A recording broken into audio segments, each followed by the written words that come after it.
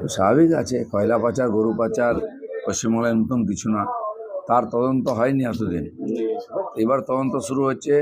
আর এই অবৈধ টাকা রাজনীতি থেকে আরম্ভ করে ব্যবসা সব জায়গায় লাগছে, ফলে সমাজের মধ্যে একটা অব্যবস্থা তৈরি হয়েছে। আর ভয় দেখিয়ে ভোট নেওয়া, ইলেকশন জেতা, এইসব টাকা ব্যবহার হয়।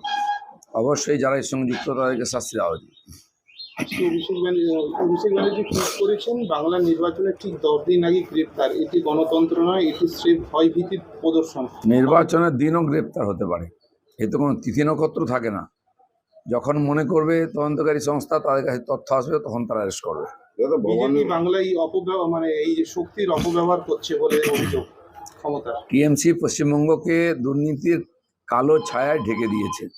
পশ্চিমবাংলার মানুষ হীনমন্যতায় ভুগছেন, এর মুক্তি শুরু হয়েছে। বিজেপি ক্ষমতা এলে সব পরিষ্কার হয়ে যাবে।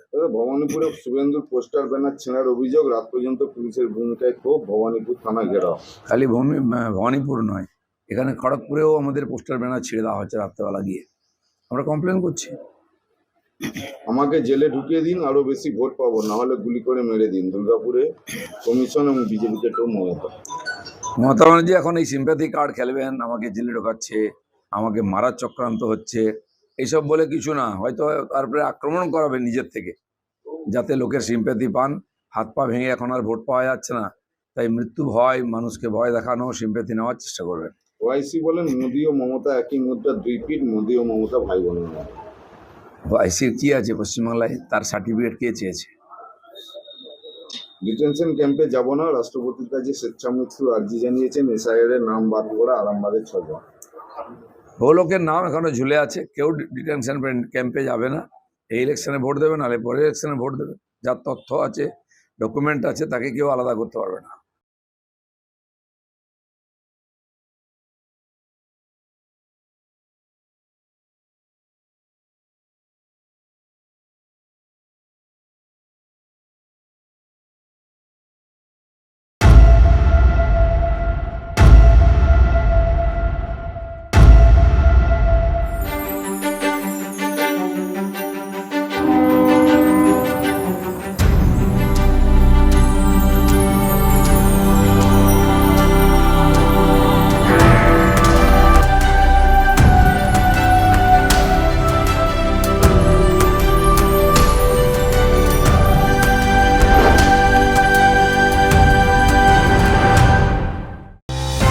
খবরের আড়াল থেকে আসল খবর খুঁজে বার করা সহজ নয়।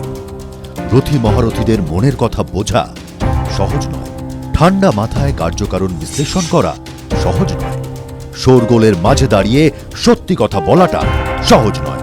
কিছু কিছু প্রশ্ন না তুললেই নয়, কিছু কিছু কথা না বললেই নয়। সোম থেকে শনি রাত 8টা 45-এ TV9 বাংলায়।